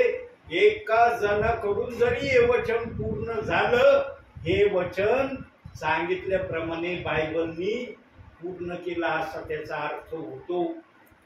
आणि काही जण अशा आहेत प्रियांनो, त्यांना एखादी गोष्ट देवासाठी गुप्त ठेवावी लागते, ते सांगत नाही. मी पण माझ्या जीवनामध्ये आत्तापर्यंत सांगतोय बरं का, आत्तापर्यंत खूपच नाही सांगत, भविष्याचं नाही मला माहिती, पण आत्तापर्यंतच्या वर्तमान काळाचं मी सांगतो. देवाच्या गौरवासाठी मी एक गोष्ट गुप्त ठेवलेली आहे, आणि ते आत्तापर्यंत गुप्त आहे. भविष्यात माहित नाही काय होईल आणि काय नाही, पण आज बोलण्याचा विषय आला म्हणून सांगतो. कारण देवाचं वचन सांगतं की जी गोष्ट, पाहूया उपदेशकाचं पुस्तक काढ बाळा, त्याच्या पुढं नीतिसूत्राच्या पुढं 3रा अध्याय 1 वचन वाच. नीतिसूत्रे 3रा अध्याय 1 वचन पटपट. आता 5 मिनिटात थांबतो मी. 3रा अध्याय 1 वचन. सर्वांचा काही उचित काळ म्हणून असतो, भूतलावरील प्रत्येक कार्याला समय असतो. प्रत्येक गोष्टीला समय असतो आणि प्रत्येक गोष्ट सांगायचा समय असतो, असं ते वचन सांगतं. आज मी पण माझ्या हृदयात देवाच्या गौरवासाठी एक गोष्ट गुप्त ठेवलेली आहे, आणि ती आतापर्यंत गुप्त आहे. भविष्यात राहते का नाही माहिती नाही मला, पण मी माझ्यातर्फे तर ती गोष्ट ओपन करणार नाही. माझ्यातर्फे तर मी करणार नाही ओपन. माझा जीव जरी गेला तरी मी ओपन करणार नाही. पण जर ती गुप्त ठेवलेली गोष्ट देव बाप्पाने तशीच जर माझ्या जीवनात प्रगट केली तर मी सांगायला पण घाबरणार नाही. हा शब्द देऊन ठेवतो आज. जी गोष्ट आतापर्यंत गुप्त ठेवली ती गोष्ट सांगण्याचा समय जसा जर प्रभूने माझ्या जीवनात प्रत्यक्षरित्या आणला तर सांगायला मी घाबरणार पण नाही. आणि ती गुप्त गोष्ट ना सगळ्या नगरभर जिल्ह्यामध्ये मी ती गुप्त ठेवली. आणि ती गोष्ट वाईट नाही बर का. मनुष्य चांगल्यापेक्षा ना वाईटच ताबडतोब विचार करतो, अरे काहीतरी वाईट गोष्ट असेल बघ म्हणून गुप्त ठेवली. वाईट गोष्ट देवबाप कधीच गुप्त ठेवीत नाही. तो म्हणला तू जर अंधारात काही बोलशील ना, धाब्यावर मी त्या ऐकायला लावीन, चव्हाट्यावर ऐकायला तुला मिळल. तू गुप्तामध्ये ठेवली तर ज्याच्यामध्ये देवाचं गौरव आहे तीच गोष्ट गुप्त राहू शकते. ज्याच्यामध्ये देवाचं गौरव नाही ना, देवबापची गोष्ट कधीच गुप्त राहू देणार नाही. ती ओपन करणार देवबाप. तू नाही ना करीत ओपन, मी ओपन करतो. पवित्र आत्मा ओपन करायला पण घाबरत नाही. बघा आता या ठिकाणी सगळे जण बाहेर होते, 2 जण छावणीत होते. बाहेर जो आत्मा आला तोच आत्मा या छावणीच्या आतमध्ये 2 जण होते, त्यांच्यावर पण आत्मा आला. जे 70 जण संदेश देत होते त्या संदेशामध्ये हे 2 जण घरामध्ये संदेश देत होते. कुणी नव्हतं ऐकायला पण हे बोलत होते. हा तिकडे बोलत असन, हा इकडे बोलत असन. काय संदेश बोलत असन देव बाप्पाने प्रगट केला नाही म्हणून मला सांगता येत नाही की ते संदेश काय देत होते, काय सांगत होते. देव बाप्पाला जेवढं आवडतं तेवढं तो प्रकट करतो. पण आत्मा बाहेरही आला, आतमध्ये पण आला. हे देव बाप्पाला सिद्ध करायचंय की माझा आत्मा कोणत्याही ठिकाणी जायला कधी भीत नाही. हे देव बाप्पाला त्यातून सिद्ध करायचं. म्हणून प्रियांनो, तुमच्यामध्ये जर आत्मा असेल तुम्ही देवाच्या अनुशासनात राहाल, तुम्ही बायबल वाचनात राहाल, प्रार्थनेत राहाल आणि देवाची इच्छा पूर्ण करण्याची सदैव तुमच्या मनामध्ये इच्छा असेल. जर या गोष्टी तुमच्या हृदयातून होत असतील समजून घ्यायचं पवित्र आत्मा मला चालवितो. आणि जर या गोष्टीपैकी आता या मुख्य गोष्टी देव बाप्पाने सांगितल्या एवढ्याच गोष्टी पवित्र आत्मा ओळखला जात नाही, अनेक गोष्टी पवित्र आत्म्याला ओळखण्याच्या, पण मुख्यत्वे करून या गोष्टी ज्या तुम्ही ऐकल्या या गोष्टी तुमच्यामध्ये आहेत का याची तपासणी करा. सध्या कुठं बोलतोय प्रभू, कुठं बोलतोय? अख्ख्या ब्रह्मताळ्यात बोलतोय का? कुठं बोलतोय? या घरात बोलतोय का?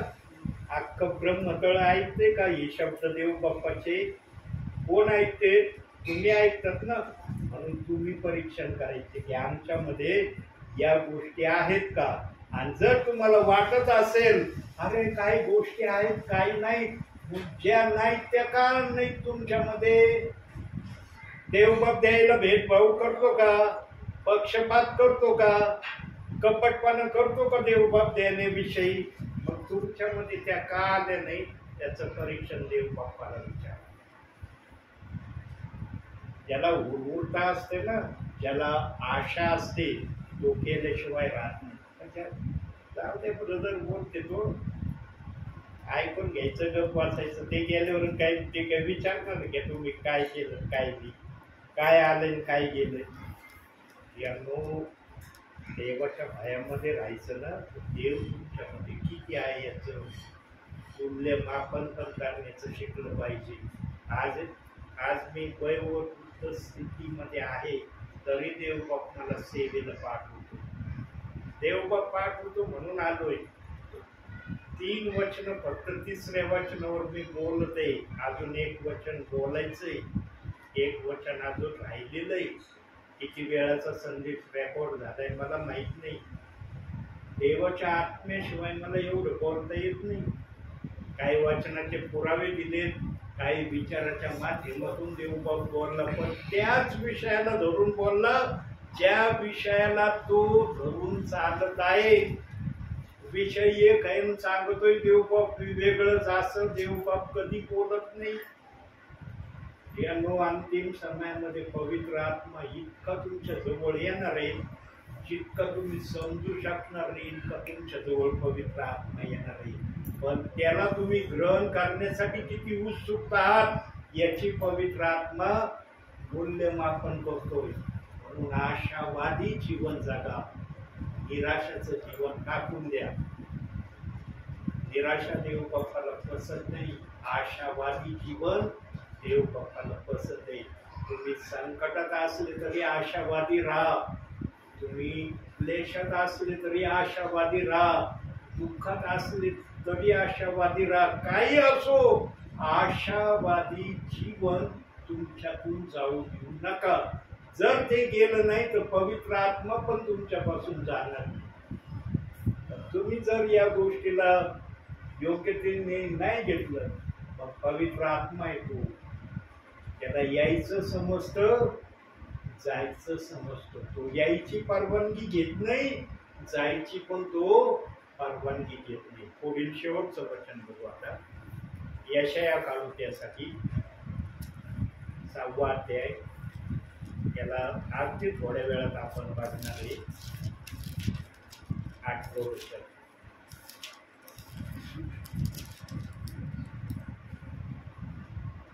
तेव्हा मी प्रभूची वाणी ऐकली ती अशी, मी कोणाला पाठवू, आम्हासाठी कोण जाईल? तेव्हा मी म्हणालो, हा मी आहे, मला पाठव. हा मी आहे, मला पाठव. हे वचन कोणत्या अनुषंगाने लिहिलंय बरं देव बाप्पाने? हे वचन बायबल मध्ये सगळेच जण वाचतात. आणखी एक वचन बघू. मार्क शुभवर्तमान 16वा अध्याय 15वं वचन.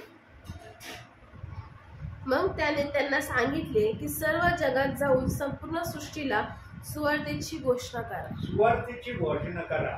आता इथं म्हणतोय मी कोणाला पाठवू, तिथं म्हणतोय सुवार्तेची घोषणा करा. म्हणजे काय?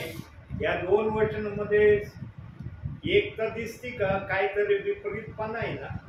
याच्यात म्हणतोय कुणाला पाठवू आणि त्याच्यात म्हणतो जाऊन संपूर्ण सृष्टीला सुवार्तेची घोषणा करा. काय काय विपरीत आहे माहिती का याच्यामध्ये?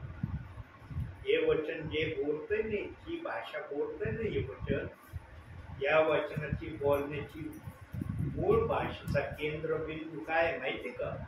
केंद्रबिंदू या वचनाचा बोलण्याचा हे वचन हे सांगत आहे, प्रेषित 2:38 वचनाच्या घोषणा करण्यासाठी मी कुणाला पाठवतो. तिथं शब्दशः यशायाचं नाव यशाया म्हणला मी जातो, उल्लेख केलेला नाही. म्हणून जुना करार नवा करार हे एकच देवबाप्पाचं पुस्तक आहे. वेगवेगळे 2 करार आहेत पण एकाच पुस्तकात का ठेवले? वेगळे 2 पुस्तकं का नाही केले? कारण ही 2 नाही, एकच आहे. एकच पुस्तक आहे पण बोलण्याची भाषा काही गोष्टी होऊन गेल्या पण त्या प्रकट केल्या नाही, आणि ज्या होत आहेत त्या नवीन करारात येशूने आम्हाला कळवल्या. या वचनाचा मुख्य केंद्रबिंदू आहे, बायबलच्या कोणत्याही वचनाचा विरोध करू नका, आणि जर विरोध करणारे असले तर कुणाला मी पाठवू? देवाचं वचन हे पूर्ण पवित्र आहे ही सुवार्ता सांगायला कोण जाईल? त्या काळामध्ये यशायाची परिस्थिती होती, त्या परिस्थितीला सॉल्व्ह करण्यासाठी यशाया म्हणला मला पाठव, मी जायला तयार आहे. आजच्या समयामध्ये सांगा, प्रेषित 2:38 वचन विरोध करणारे एक पण नाही का? म्हणता येईल का एकही नाही विरोध करणार? म्हणता येतं यार? मग देवाचा आत्मा म्हणतो मी कोणाला पाठवू हे वचन सांगायला? देवाच्या बोलण्याचे प्रकार, देवाचे सांगण्याचे विचार आमच्या बुद्धीच्या पलीकडे असतात. म्हणून देव म्हणतो जे तुमचे मार्ग ते माझे मार्ग नाही, आणि जे माझे मार्ग ते तुमचे मार्ग नाही. म्हणून शेवटी आता थांबण्यापूर्वी आता याला जास्त मी बोलवर नाही घेत. शेवटी एवढंच सांगतो, बायबलच्या कोणत्याही शब्दाला कोणत्याही वचनाला दोष लावण्याची इच्छा आपल्या हृदयात ठेवू नका. कारण देवाने ती इच्छा ठेवलेलीच नाही मनुष्यासाठी. जे देवाला नापसंत आहे त्याला तुम्ही पसंत घेऊन का चालला? देव ज्या वाटेने जा म्हणतो ना प्रिय लोक, त्याच्यामध्येच आमचं कल्याण आहे. ज्या वाटेने आम्ही जात नाही ना, आमच्या वाटेने जर जायचा आम्ही प्रयत्न केला, आम्हाला धोका झाल्याशिवाय राहणार नाही. देवबाप्पाने जी आज्ञा दिली ती कटाक्षाने पाळण्यावर प्रत्येक वेळेला लक्ष देण्याची तयारी तुम्ही दाखवा. जर तुम्ही ही तयारी दाखवली तर देवाला म्हणता येईल माझी मेंढरे माझी वाणी ऐकतात, ते माझ्या मागे चालतात आणि मी त्यांना ओळखतो. देव बाप्पाने हे तुमच्यासाठी उद्गार काढले पाहिजेत. स्वतःच्या मुखातून तुम्ही किती बायबलच्या वचनाचे उद्गार काढले पण वचनाला दोष देत राहिले, देवबाप काय विचार करेल तुमच्या विषयी? म्हणून प्रियांनो, स्वर्गात जाणं सोपं पण आहे, स्वर्गात जाणं अवघड पण आहे. अवघड का होईल? तुम्ही वचनाला दोष लावला तर अवघड होईल. म्हणून न्याय होणार आहे. न्यायामध्ये एका गोष्टीने काही जणांचा बचाव होणार आहे, ते मागील संदेशात देवबाप बोललेलं आहे. सत्कार्य सत्कर्म तुमचे जे आहेत ना त्याची आठवण न्यायाच्या समयात प्रभू करेल, आणि ज्याचे सत्कर्म सत्कार्य जास्त दिसतील त्यांना कदाचित प्रभू आपल्या राज्यामध्ये येण्याचा प्रयास करेल. ही देवबाप्पाची इच्छा राहिली. बाकी देवबाप्पाने वचन विरोध करणाऱ्यांना त्याने नापसंत केलेलं आहे, पण त्यांच्या सत्कार्याची आठवण देखील देवबाप करणारे आदर्श म्हणून तुम्ही देता. कुणाला देता? देवाला देता का पाळकाला देता? जे पण सेवक सेविका ब्रदर घरोघरी सेवा करायला जातात त्यांना दान देतात ते त्यांना देतात का प्रभूला देतात? प्रभू देतात. या सत्कार्याची आठवण म्हणजे खाऊ घालणं, भुकेची भूक घालणं जे वेगळं आहे. 2 गोष्टी देवबाप्पांनी ज्यांना संतुष्ट केले ना, ज्या विश्वासणाऱ्यांना त्यांचं पण अन्याय होणार नाही. पण त्यांनी किती दिवस केलं, कसं केलं काय इराद्याने केलं त्याची आठवण देव बघतोय. म्हणून संतोषाने देणारा देवाला कसं आणलं ना, आणलं का नाही? बाकीच्या गोष्टींनी देणारा पसंत आहे का म्हणलं का देव बाप? संतोषाने देत असले तर मान्य होईल आणि त्या गोष्टीप्रमाणे तुमचा वर हिशोब केला जाईल. म्हणून प्रियांनो, शेवटी एवढं सांगतो थांबतो, देवाचे दोषी बनू नका, देवाच्या विरोधात वागू नका, देवाला अमान्य असलेल्या गोष्टी आपल्या जीवनातून छोटेच्या संदेशातून देव तुम्हाला आशीर्वाद देऊ. बंद करू. तुम्हाला इथे अंकल प्रार्थना करतो. अंजली बाळा, जोरात आवाज, लय आवाज बारीक आलाय मागच्या संदेशाला. याच्यात चांगला आवाज आला पाहिजे. मला एक दोन जणांनी प्रक्रिया दिली म्हणे त्या सिस्टरांचा आवाज खूप छोटा आला. मला आवाज त्यांचा लहान आहे. शेवटची प्रार्थना करायची.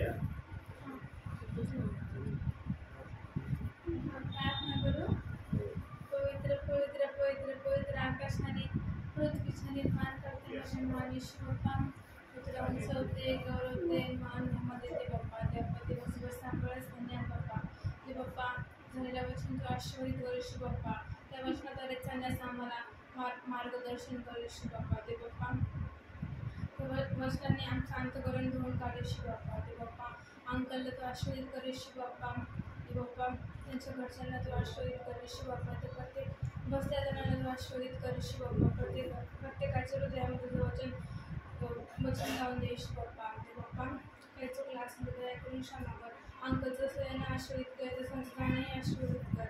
ही स्नानची विनंती त्यांनी प्रभू येशू ख्रिस्ताचे गोड आणि पूर्ण विनंती करत आहे. आम्ही हे आमच्या स्वर्गीय बाप्पा, खरोखर माझ्या बाप्पाचे वचन आज तू या ठिकाणी प्रकट केलं. माझ्या बाप्पा, तुझ्या दासाने थोडस वेगळं मनन केलं होतं, थोडंच मनन केलं होतं.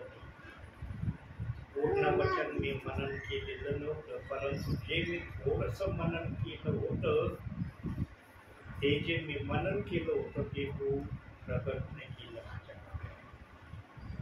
खरंच माझ्या बाप्पा, तू अनुभव येऊ देतो की संदेश हा मनुष्याच्या इच्छेने कधी आलेला नाही. जेव्हा मी जी गोष्ट मनन करत होतो त्यावेळेला मला असं वाटत होतं की जेव्हा पवित्र आत्म्याच्या सानिध्यामध्ये मी ही बात बोलणार आहे तेव्हा ही बात खूप आशीर्वादित होईल. परंतु स्वर्गीय बाप्पा, ही गोष्ट तू प्रकटच केली, वेगळीच गोष्ट बोलण्यासाठी मला प्रेरित केलं. मी जरी शब्दशः ते पूर्ण मनन केलेलं नव्हतं, अपुरं केलं होतं, परंतु ते अपुरं मननच तुझ्या इच्छेने पूर्ण केलं माझ्या बाप्पा. आणि जे केलं होतं ते मला तू बोलू दिलं नाही. स्वर्गीच्या देवा, आज जे पण विचार, जे पण वचन तू या ठिकाणी प्रकट केलं ते तुझ्या गौरवासाठी केलेलं आहे. तुझं नाव उंच होण्यासाठी ते तू केलेलं आहे. तुझा दास उंच व्हावा यासाठी ते झालेलं नाही. प्रभू, असाच तू आपल्या सेवकाच्या जीवनातून उंच आणि उंच होत राहा माझ्या बाबा. तुला जे योग्य वाटेल, जे तुला आवडेल, तेच तू आपल्या दासाच्या मुखातून प्रकट कर. स्वर्गीय बाप्पा, मला यातून एक बोध आणि इशारा तू देत आहे की माझ्याबरोबर तुझा आत्मा आहे, तुझा आत्मा तुझ्या इच्छेने मला चालवतो. या गोष्टीचा मी आज नव्याने या ठिकाणी अनुभव घेतलेला आहे. स्वर्गीय बाप्पा, तुझ्या या सर्व गोष्टीसाठी मी तुला तुझे मनापासून आभार मानतो. आणि ज्या गायकवाड परिवारामध्ये आज तू आपलं वचन प्रगट केलं माझ्या बाप्पा, ज्या पण अनुषंगाने तू वचन या ठिकाणी प्रगट केलं त्यासाठी तुझे मनपूर्वक आभार मानतो. या अंतिम समयामध्ये स्वर्गीच्या बाप्पा, तुझ्या प्रिय लोकांनी वचनाप्रमाणे आचरण करणारे बनावं, हीच तुझी शेवटची अपेक्षा प्रत्येकातून जवळ आहे. आणि तुझी आशा तू काही जणांच्या जीवनातून पूर्ण करून घेशील असा मी विश्वास ठेवतो माझ्या बाबा.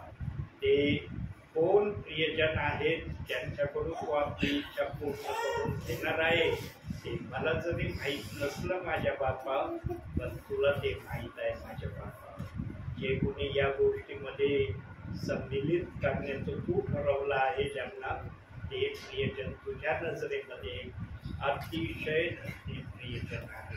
प्रभू, आम्हा सर्वांना तो अशा धन्यतेमध्ये घ्यावं अशी मी तुला विनंती करतो. सन्मान गौरव सर्व माझ्या बापांनी तुला देतो. गायकवाड परिवारात तू आज आलेला आहे माझ्या बापा, प्रभूची शांती या जागेत राहू दे माझ्या बापा. या घरातल्या तेला मिठा पिठाला आणि सर्व वस्तूंना तू आशीर्वाद दे माझ्या बापा. या घराच्या सभोवती तुझे दूत यांच्या रक्षणासाठी सदैव उभे ठेव माझ्या बापा. गायकवाड परिवारातील नागपूर प्रियजन तुझ्या कृपेच्या हातात तू घे माझ्या बापा.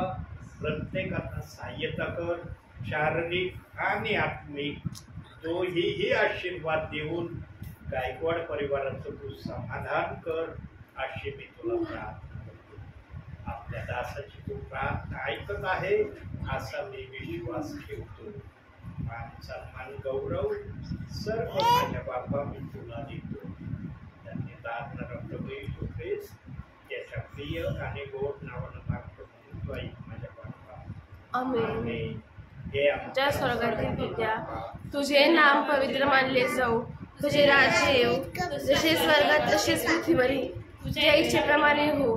आमची रोजची भाकर आज आम्हास दे, आणि जसे आम्ही आमच्या ऋणासरून सोडले आहे तसेच तू आमचे ऋण आम्हास सोडव, आणि आम्हास परीक्षेत आणू नकोस तर आम्हास वाईटापासून सोडव. कारण की राज्य, सामर्थ्य आणि गौरव ही सर्व काळ तुझीच आहे. आमेन. प्रभू येशू रक्त की जय, प्रभू येशू रक्त की जय, प्रभू येशू रक्ताचा जयकार असो. आमेन.